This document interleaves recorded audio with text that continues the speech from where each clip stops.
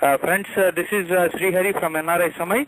Welcome back to you all, and we are going to start our show now. This will be about the much divided, almost the entire country is divided on this issue, the FDI, foreign direct investment in retail sector in India. FDI has been in India for a while in different sectors, but this is the first time we will see in the retail sector. Throughout the show, we will probably mention about Walmart. We have nothing against about it, but it's one of the biggest ones. So we will say Walmart, but we really mean it's FDI. Then, friends, we have two incredible guests today.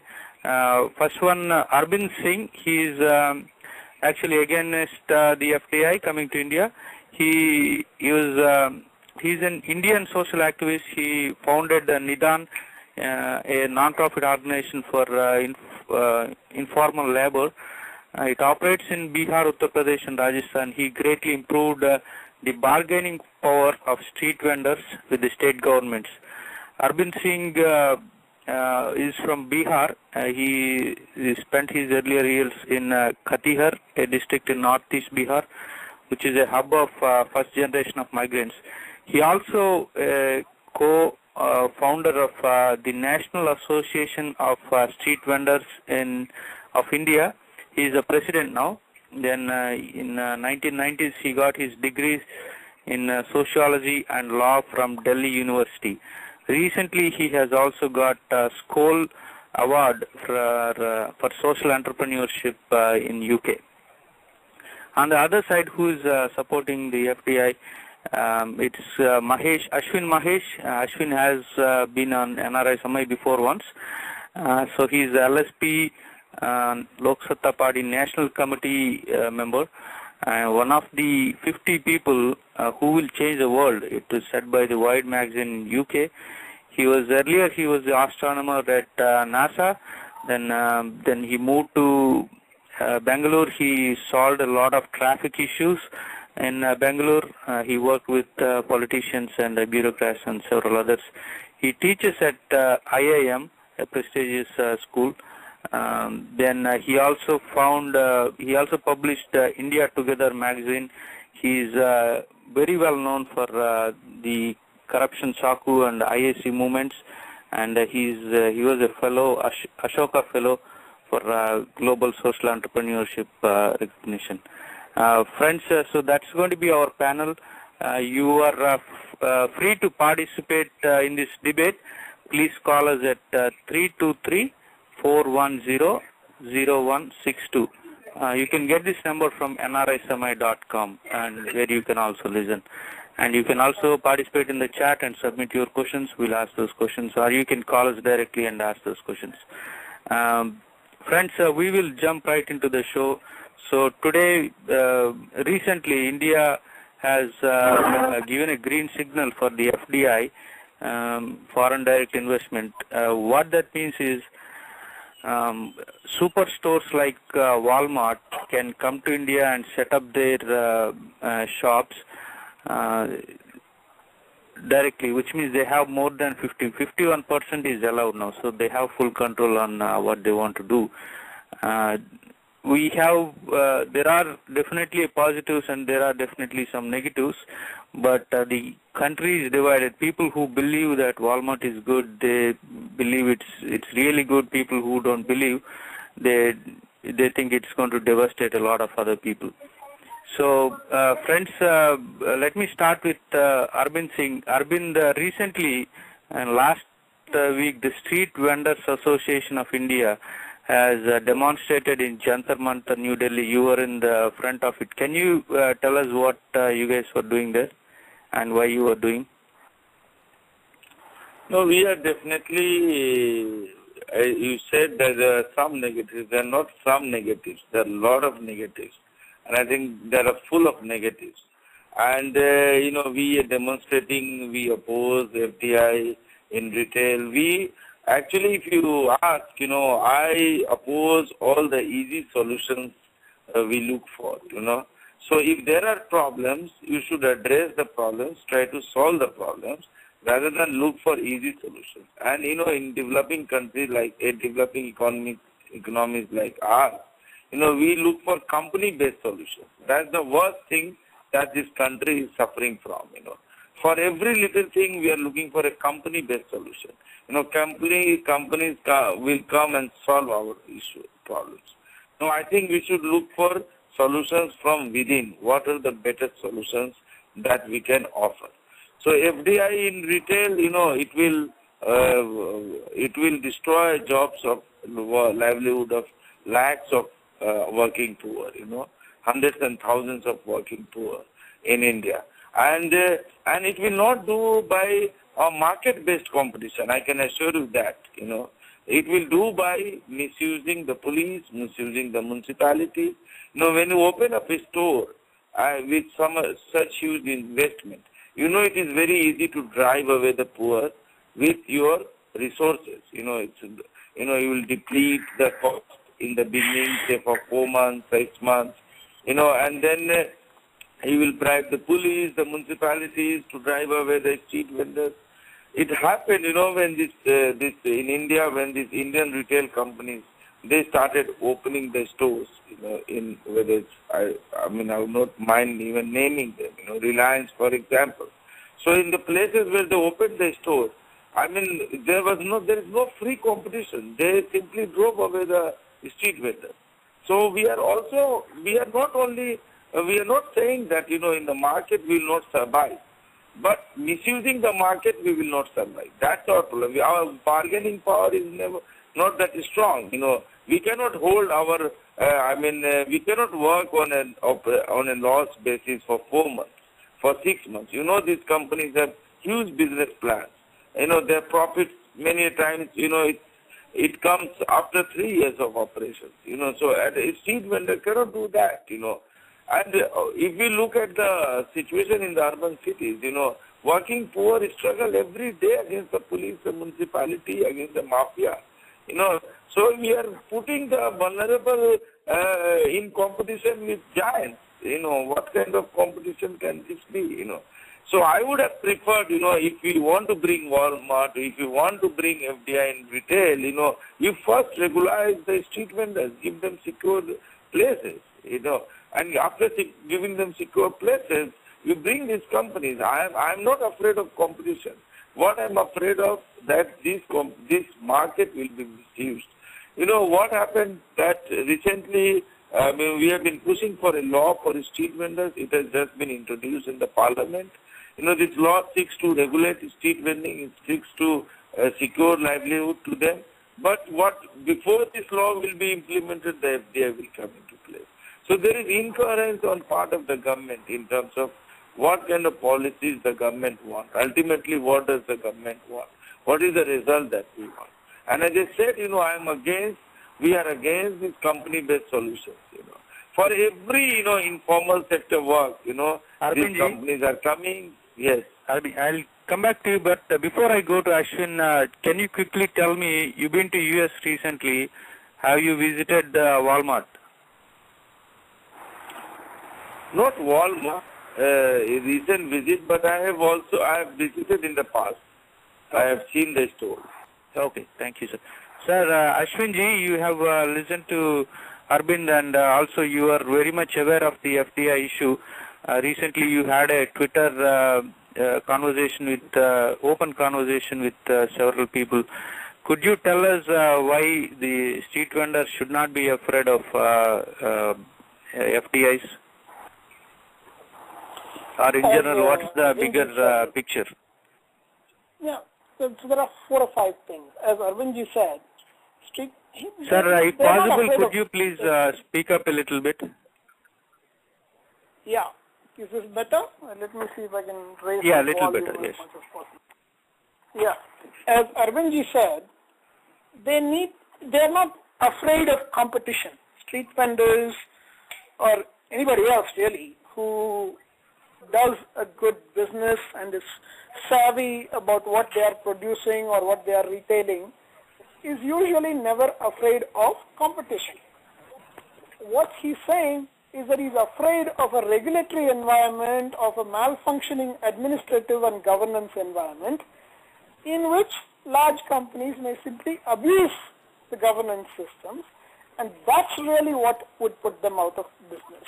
That's what he's saying. I mean, you have to look at both aspects of it.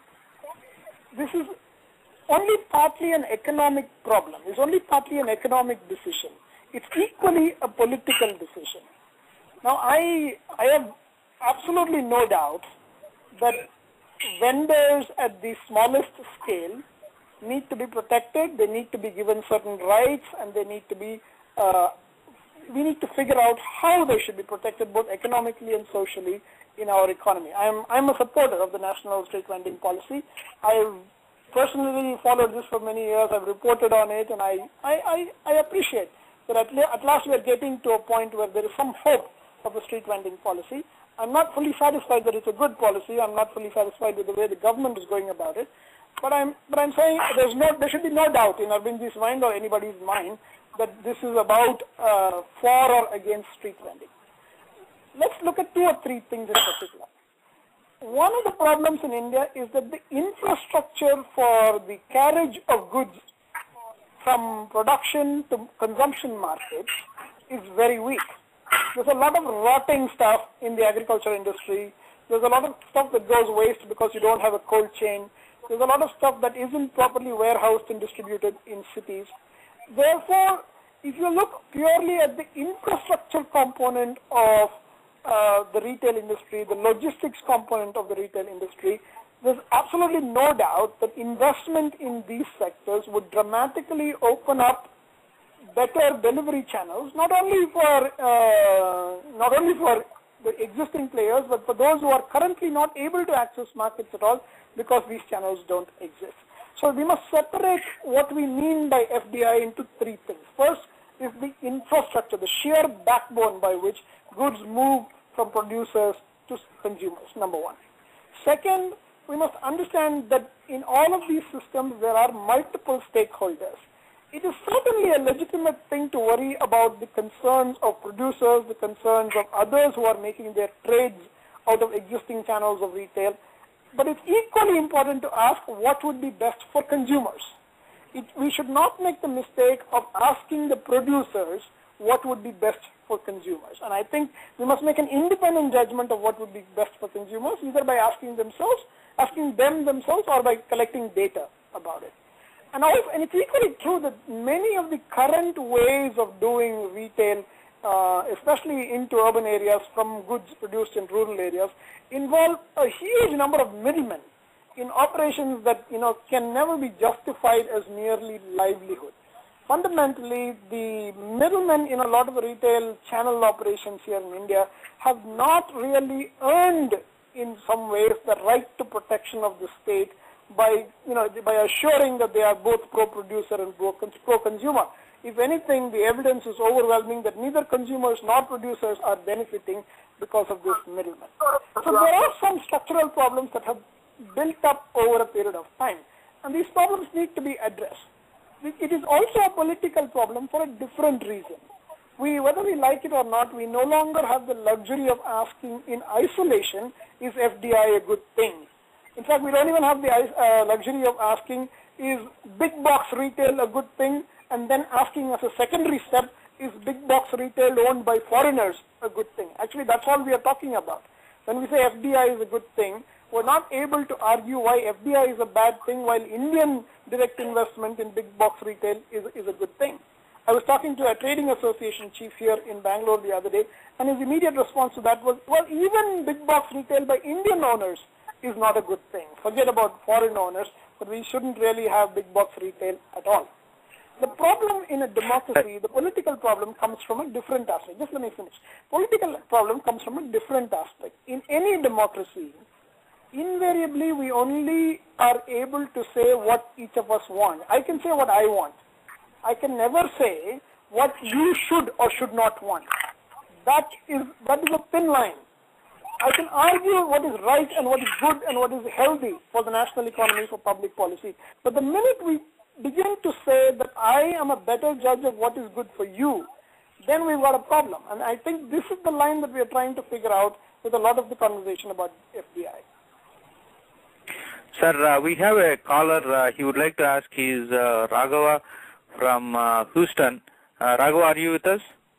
Yeah, I'm here. I'm Raghav. Okay, go ahead.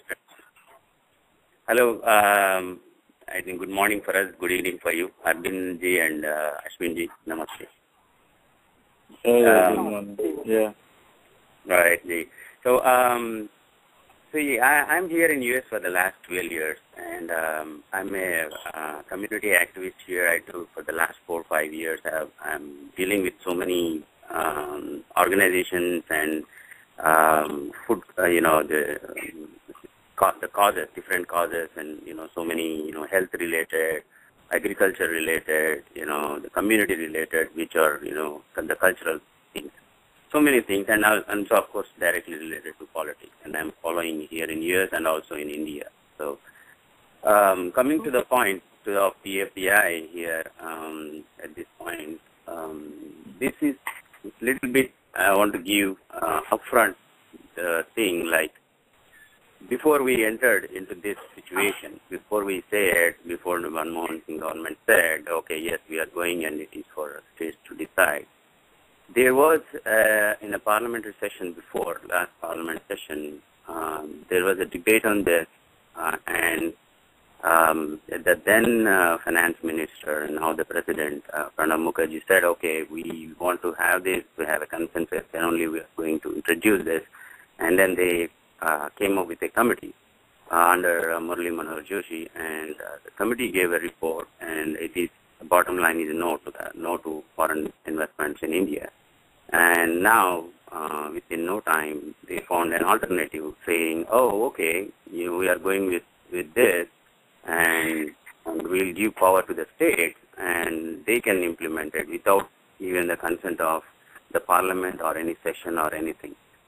I mean, where are we going with it? There could be some fundamental thing going wrong behind the scenes, or something going on behind the scenes, which we are under pressure from someone else. This looks to be not our decision, our government's or our own people's will's decision.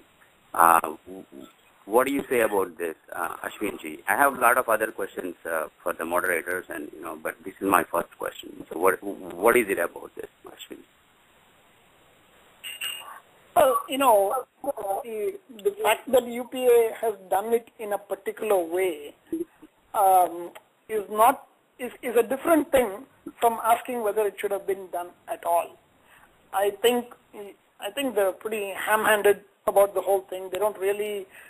There's a lot of things that have happened in this government that you can point to and say it doesn't seem to make sense. It's contrary to what they themselves said before, and so on and so forth. But that's a fundamental weakness in the nature of politics itself in India. It's not playing out to ideological positions that are defended over long periods of time. Opportunism seems to determine at every turn whether you're going to support or oppose something.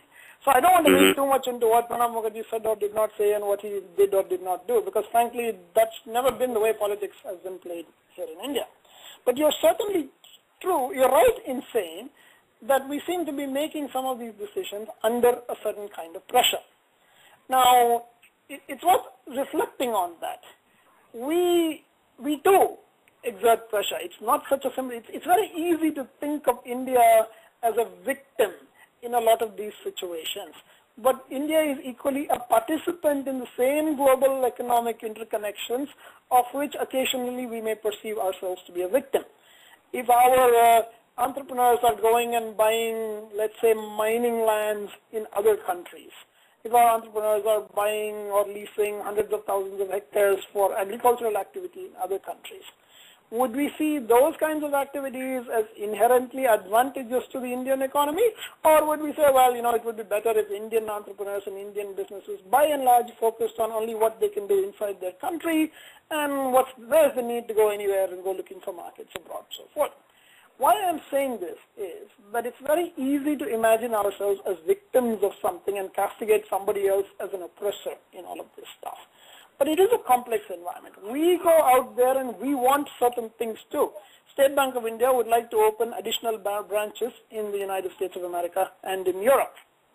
It is reasonable, therefore, for the Europeans or the Americans to say what it is that they would like in the Indian market.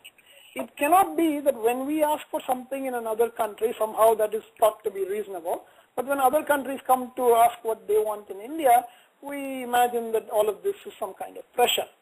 Now, that doesn't mean that there isn't any pressure. There is pressure, there is even political collusion, there is all kinds of nonsense that goes on in the name of trade.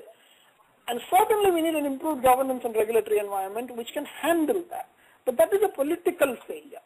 That is not an economic. I think Arbindji was also right about that. His worry is not really genuine economic competition. I am reasonably confident that Indian entrepreneurs at every scale, whether street house or big box retail or whatever, are as capable or not capable as anyone from anywhere else in the world. There's no reason to think that economically we will do worse. But certainly what's happening in the country is that the governance environment does not favor healthy and level field competition between small scale players and larger players. That's a governance failure, and we have to fix that. If you ask me, it's better that some of these decisions are taken at local level where there's greater accountability for governance than in New Delhi. I mean, frankly, I really don't think that Pranab Mukherjee or anybody in the finance ministry even asks any of the states what they should be doing. Okay. Ashwinji, I mean, thank you very much for answering, but it looks to be all roundabout, but it looks to be, circulating around my question. My straightforward thing is, whether you accepted that, right? That there is something the politics which might have happened, which is not. And the related question, what I'm asking is, I think this is the first time in my experience or in my knowledge that the central government says, oh, okay, this is for the states to make a decision. Is any other schemes or any other big things? I don't think the central government has given a choice like this before. So it looks to be something which is like a group of Congress ruled states, and then something all people who are for it have come together and then said, okay, let's find this is another way routing this to put FDI into India. So do you think this is yes or no? What do you think about this? It's possible. Ashwinji, one second. Before you answer, I would like to give it to Arvind once. Arvind, is there any, you mentioned a lot of issues with FDI, but is there any specific thing you can state that will directly I mean, as I said, we have to find solution to our problems. So for example, Mr. Ashwin said that there is a lot of middlemen. I mean, my question is, why there are middlemen? Why are we not able to provide institutional loan to the farmers? These middlemen come in because the farmers depend on loan from the middlemen for their crops. So if you are able to, see the way our system has evolved, we are not left with independent decision making. And for independent decision making, we have to bring systemic changes. So if we want farmers to make independent decisions, then they need institutional credit, because these middlemen provide them advance money for their crops. So they are in a way forced to sell their crops to these middlemen. And then these middlemen also bargain with the mandis, and so they also have a control over the mandis. So similarly, the street vendors also depend on the mandis for the goods, and since they don't have credit, large number of them, they do not have money to buy the goods, so they also depend again on these middlemen. So, why this financial reform remained limited to 5% or 8% of the population? Why didn't it populate down? So many years have passed. Even this 1990 economic reforms, the Narasimha Committee reforms, the banking sector reforms, it brought out changes. You can buy a car, but you can get loan for car. The moment banks come to know that you need a loan for car, they rush after your life. But if you need a loan for buying a rickshaw, you can't get a loan. So, I mean, see, we have to find the hard-hitting truth, and we have to nail those down, and unfortunately, we are passing, I'm repeating, but I'm sorry to say, we are passing through a phase where we feel that companies will come and provide all kinds of solutions to us, in price solution, every solution. And we must keep in mind whether they're Indian companies or they're foreign companies, each take a cost from us. This cost, they're investing money. So they will take that, they will extract that price. That we must keep in mind, whether it's livelihood, whether it's economy, whether it's environment, they will extract a price, and they are doing that. We are having many PPPs in our country, there's so much of these scandals. Why there are these scandals? Why aren't these companies doing scandals in US? Why they come and do scandals in our country? Arbind, so let Ashwin respond to it. Ashwin, hopefully you can combine both what Arvind said and also what Raghava was asking. See, in answer to Raghava's question, I would say I'm actually in favor of letting states do more things, even in favor of letting cities and panchayats do as many things as possible. Now, not everything is doable at the local level. I understand the systemic issues involved in some of that. But rather than worry that this is an isolated case of the central government allowing states to make decisions, I would press for central government to allow states to make their own decisions on more and more things. Lok Sabha has always been, first and foremost, a proponent of subsidiarity and decentralization in governance.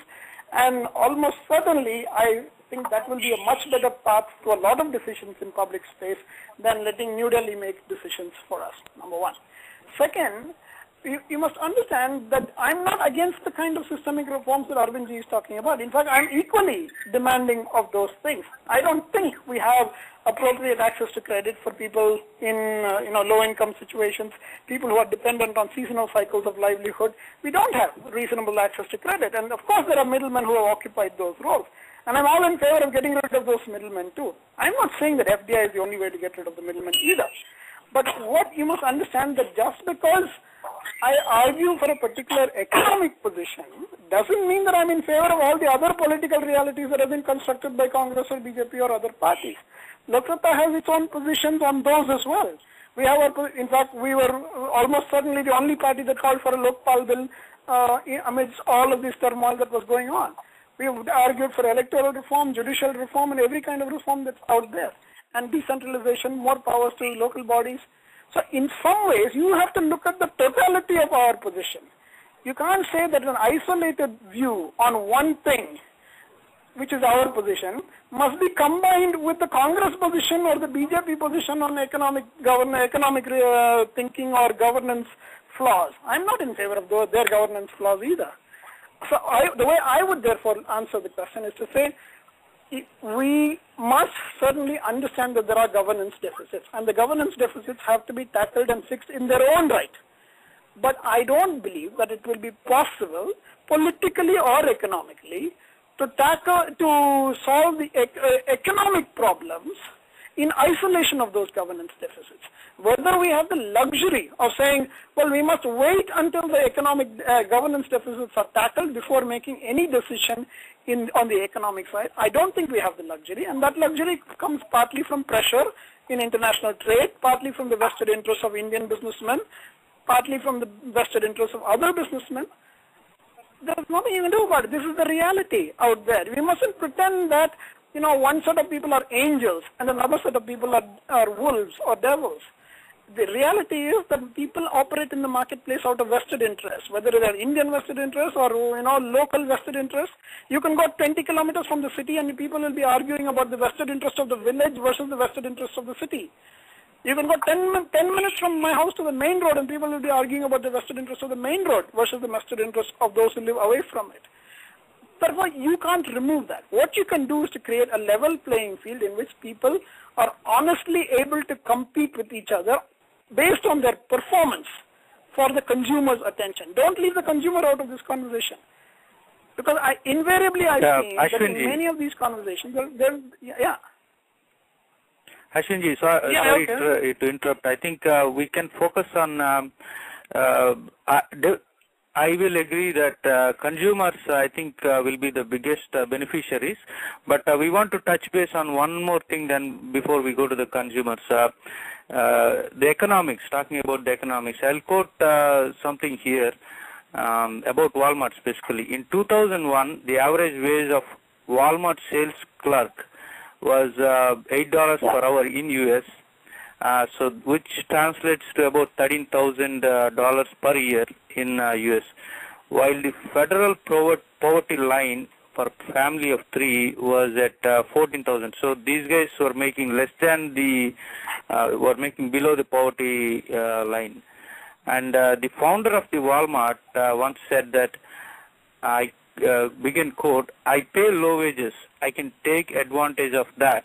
We are going to be successful, but the basis is very low wage, low benefit model of employment." So how do you think that this is not going to be replicated in India by the Walmart?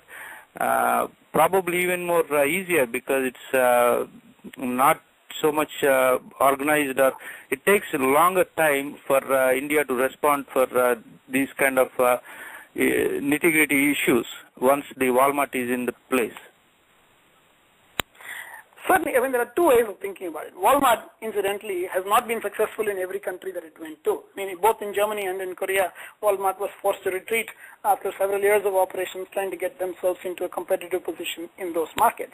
So it's quite possible that in each country there are entrepreneurs or even other businesses that are similarly big that are quite capable of competing either with Walmart or with other participants. But again, to come back to the point that you're making, there's no reason why we have to tolerate less than minimum wage world in India. Choosing to tolerate a less than minimum wage world is a political problem of another kind. It is not necessarily an argument about the pros and cons of logistics infrastructure or rotting crops that can't be stored in a cold chain and things like that. So we must make a distinction. But that's the economic problem that you said it will benefit the economics, right? But how is it going to benefit economics? Because if these guys are producing more and more of below poverty line kind of jobs. Hari, can I intervene? Okay, sure, sir. I'll let Arbind respond, then I'll go to Mahesh. Yeah, I'm not aware about Walmart, but in India, I can challenge most of these companies into the retail are presently paying less than the low wages.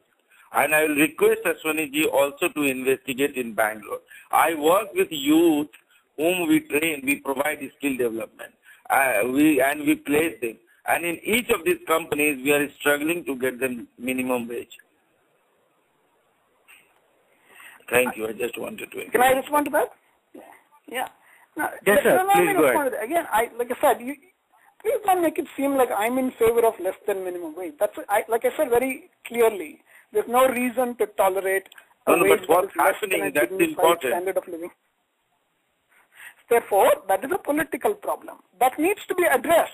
The minute you try to convert a political problem into purely an economic argument, you are actually opening yourself to debate on an issue on which you are on weaker ground. Why don't you go and argue only the minimum wage problem? Hundreds of people like me, even those who are in support of a freer commerce, will come and say, God damn it, that freer commerce has to be supported by a proper dignified standard of living for everybody. I'm saying, please don't convert a situation in which I am your ally into a situation in which I'm made to appear as though I'm against you on minimum wages, because that's not true at all. I'm more than happy to go and join what you. you're saying is absolutely right. So I think the point is the issues that we have today, for example, the minimum wage, these are going to, Walmart, like big companies, can exploit them even further and make it much worse. I'll mention one more specific issue with companies like Walmart, which are global and humongous in their operations. For example, Walmart store pharmacies, they have given a $4 per month prescription supplies in California. So, rest of all the companies had to fight with the state government because it's creating a monopoly and it's creating a, they're giving it less than cost. So, and now they are forced to bring it above $9. I'll mention about Starbucks also, then I'll give it to you. Starbucks, which has a monopoly of on the lot of the coffee seats across the world, they can pretty much tell at what price they want to buy, and they can suffocate the entire, for example, in Brazil, they have suffocated, they have given more they bought at more price in India from Kerala a few years ago, and they suffocated the farmers in Brazil until they agreed to the conditions of the Starbucks. But the problem is these farmers did not have any other place to go because of the monopoly already set in place, and this is the kind of role we see that these big companies are playing. So it's not it's not about the existing problems, but how the problems will be exploited even further and make things worse by. So the point is to have a prerequisites, to have some safeguards before we let the big companies come. I think that's the general feeling.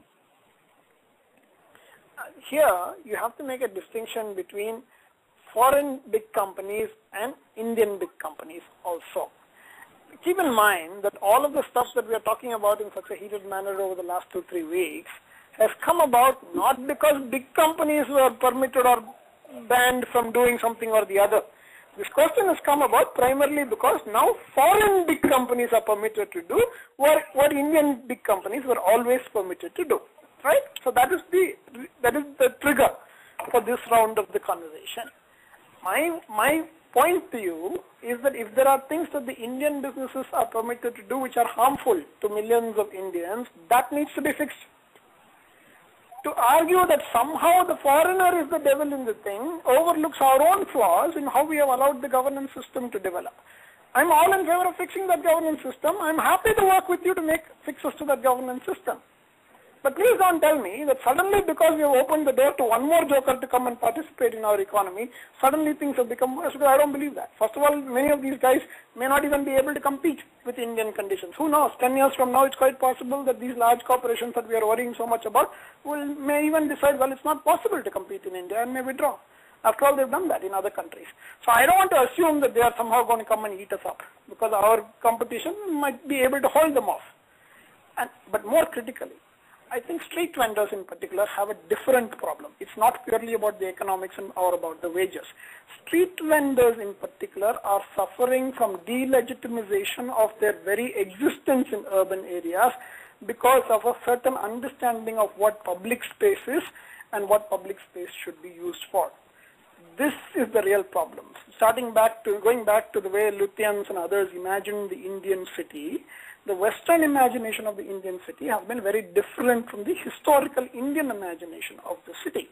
And therefore, the understanding of public spaces, livelihood in public spaces, the rights of people who are poor is not properly understood in context of their economic and social reality. This is the real problem that street vendors are facing. We need to tackle that urgently as a socio-economic problem pertaining to a particular group of people immediately. I would actually worry that these have nothing to do with big box retail and small box retail. I'll give you a very simple example. You go to any large city in India. The current pattern of housing development is that some builder will go and buy 40 acres of some land. He'll build a township over there. He'll build an entire mall and some 16 other amenities that are inside the mall. That everything that you originally used to buy from a small store outside is brought in-house into this township.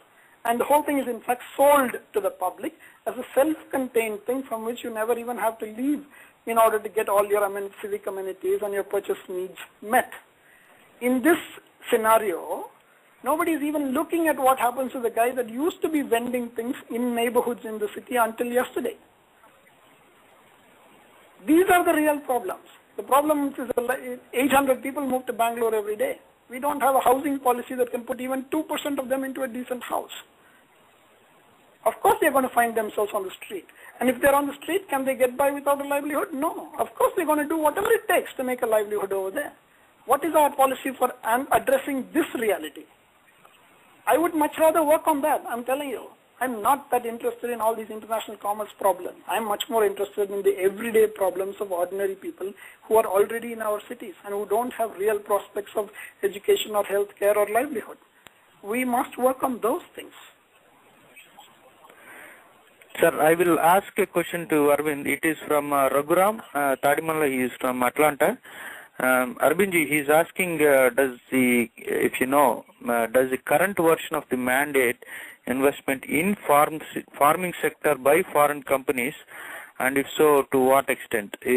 So he's asking whether they're going to invest in farming sector also, and if so, what extent?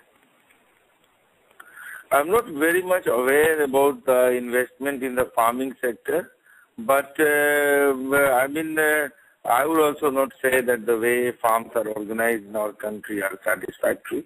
There is a lot of absentee landlords in rural India, so they don't even go to their village, but still they own the land, and there is a lot of sharecropping and all that.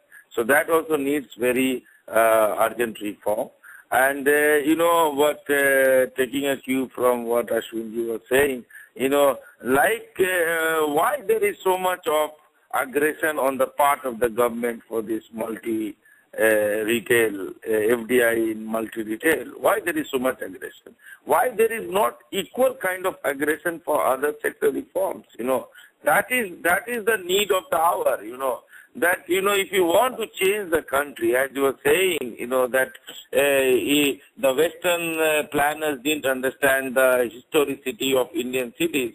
I am sure that, the Western economists also do not understand the peculiarities of the Indian economy, that needs to be understood, and that is where the solution lies. I work with other informal sector workers also, waste pickers' jobs are being eaten up by waste management companies, There can be solutions where the companies can bring in capital, they can get a profit, but the waste pickers' livelihood can also be restored, can be better, made more decent, they can be organized into cooperatives, into companies also, So we need to find local solutions rather than company-based solutions to these problems. We need to understand our economy, we need to understand our issues, and the kind of aggression which the present government is showing is a welcome step. We need aggression, but it should be well-intentioned, well-meaningful, and pro-people, It's presently the way it is being put forward, it is, like the President of America talking about FDI in retail in India, that's really humiliating, that why should he be so much concerned about this, and that gives very wrong message also, And as Mr. Raghavan was saying, that there was no consensus building, and all things you cannot isolate economy from political. You cannot isolate economy from governance. These are all interrelated. And the power of capital is too big. Why we are not, it's not that we do not oppose Indian companies doing wrong things. I also said that, low wage is a violation of minimum wage is an important concern, and we are fighting tooth and nail at grassroots level everywhere. We need to understand this power of capital, how capital drives away the livelihood or the ability of common masses, to stand up on their feet. So these are real issues of concern. We cannot simply say that, these are economic decisions. They are not good economic decisions.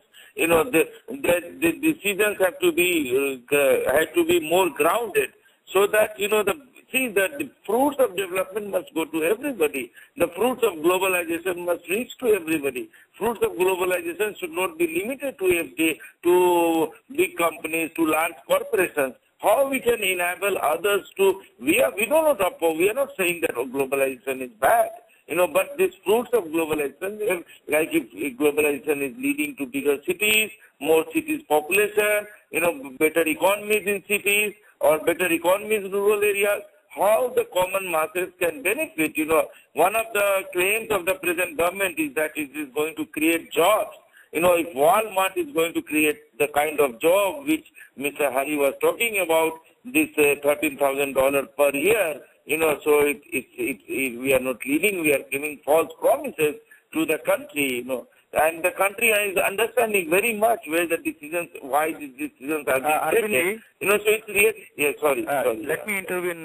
So I think apart from the big companies, I think we will all agree is that the consumers are going to benefit, which is going to be the majority of the stakeholders here. So I think that's almost guaranteed given how things are in rest of the places where Walmart is there. But what I want to ask Ashwinji before we asked for 45 minutes and we're at 46 minutes now. So the last question for Ashwinji. Sir, apart keeping the FDI aside, we are also talking about few other reforms that are needed. Can you give a quick one or two reforms that are needed, keeping the FDI apart, because it's almost a reality now, the FDI? One definite weakness in economic regulation is what is happening in the Competition Commission and the Monopolistic and Restrictive Trade Practices Act regulatory bodies before that. For example, Arbind referred to this thing. There's nothing stopping a big company from saying that for a certain period of time I will actually sell my product below market price or below cost price, and I'll use that to drive other people out of the competition, and then I'll come back and I'll raise the prices again when it's clear that no other competitors are in the fray. This does happen. It happens even in our media. By the way, every newspaper, every time one of our leading newspapers goes to a particular city, their number one pitch to consumers is you actually don't have to pay for the newspaper.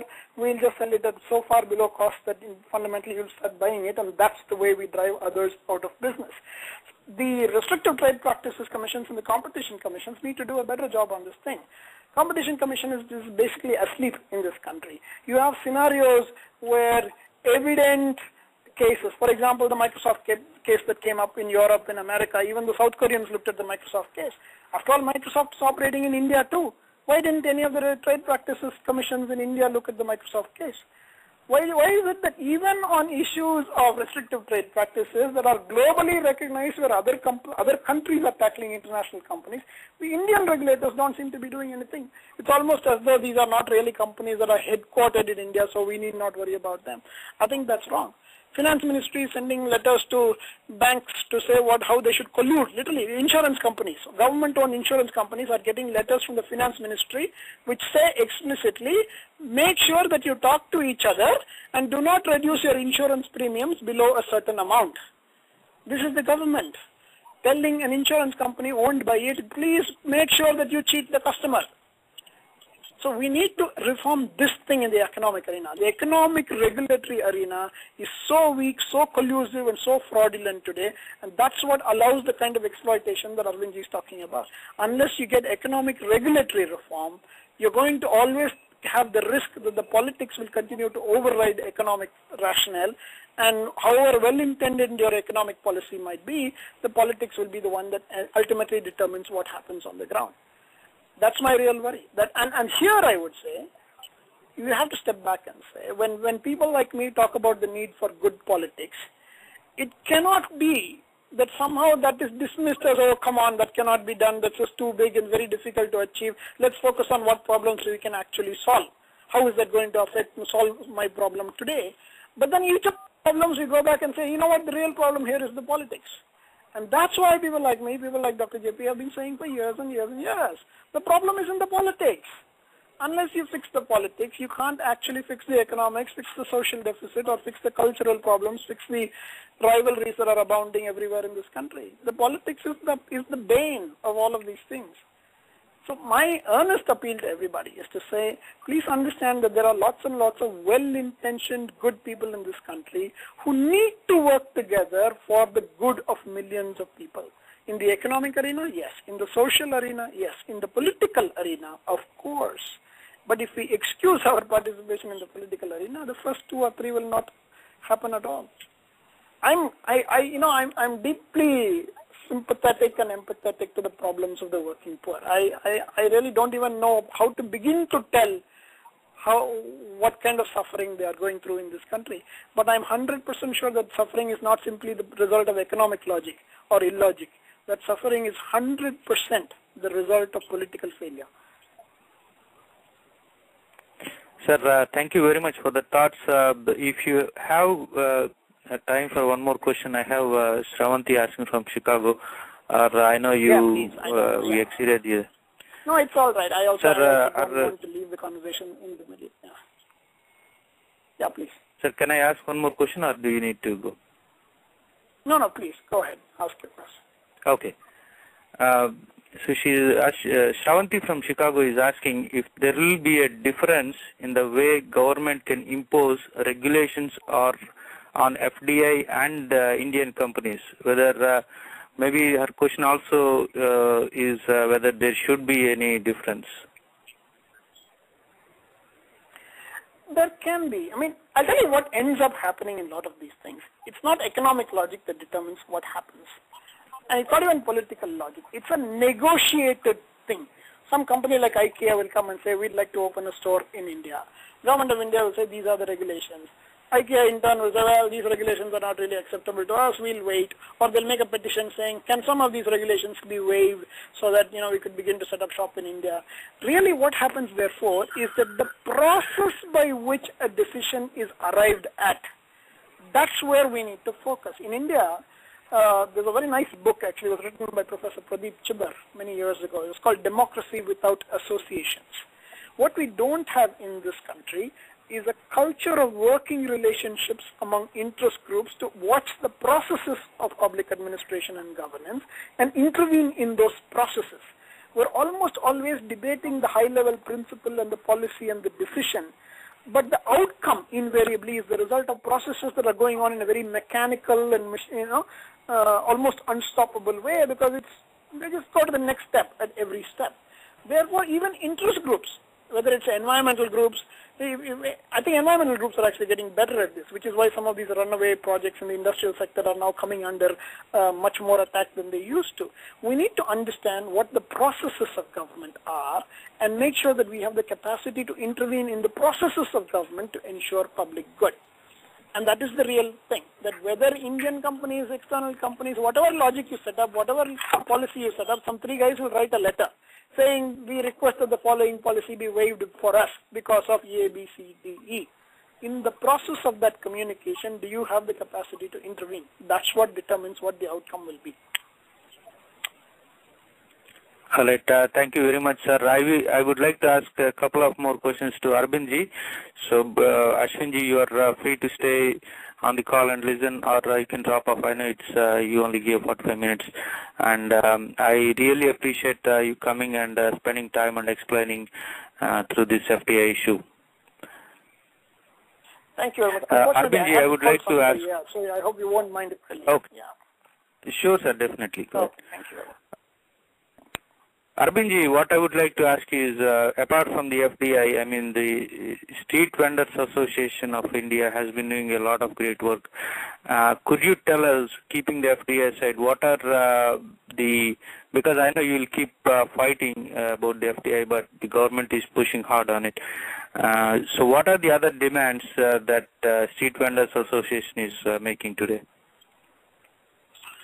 So first of all, it's not that FDI settled thing. I mean, on 26th we are organizing a big protest in Bhopal, and we might be having a big one nationwide and also in Delhi. So for us, it's not a settled thing. We are working on various strategies how we'll do that. So for us, we will not. Secondly, the other thing is that we want that there should be orderliness in the city. It's a win-win situation for everybody. And because, as I was saying, because of globalization, there's a lot of urbanization going on across the country. So we want, in urban, because if there is chaos, if there is no orderliness, then the powerful, the rich, they tend to dominate. So if there is regulation, then it's better for everybody. So for the street vendors also, we want that their livelihood should be secure, they should have decent livelihood. So there should be hawking zones in the city, there should be a town planning, and it's a town vending committee that should decide where the vendors should sit and where the vendors should not sit. That also should be decided. And where they should sit, the police should not interfere. There should be cleanliness, and they should pay a license. They should get a license, and they should pay license fee. And we are also, in the proposed law, we have also put that there will be a tribunal which will decide all disputes relating to the street vendors. So that's one thing which we are doing. We are also raking up this human rights violations of the street vendors. So we are hoping that this bill which has been presented to the parliament will be passed in the next parliament session, winter session, and then cities in India will be more accommodative or will be more decent to the livelihood of street vendors. Okay, thank you very much, sir. And one more question to you. So from the Street Vendors Association, what are the, as an association, what are the benefits that you will, I mean, how are you representing the street vendors, and where is your presence, the Street Vendor Association? Is it only in the major cities, or are you also? No. We have around 500,000 members across 23 states. It's a federation of street vendor organization, and the street vendor organization pays membership fee. And we are now headquartered in Delhi. Earlier we were headquartered in Patna. And we, along with the livelihood, we also work on social security of the street vendors, so access to finance, better social security schemes for street vendors, so like life insurance, health coverage, and the pension. So these are the issues on which we are working. Okay, thank you very much, sir. Is there anything you would like to add before we wrap up the show? No, yeah, this issue of consumers. We are very confident about our consumers. Along with the goods, we also develop relationship with the consumers. So, if there is a fair market, if there is a not bad economics, so we are not afraid that our consumers will go away. So because of the consumers, only street vendors remain in the cities. That we must keep in mind.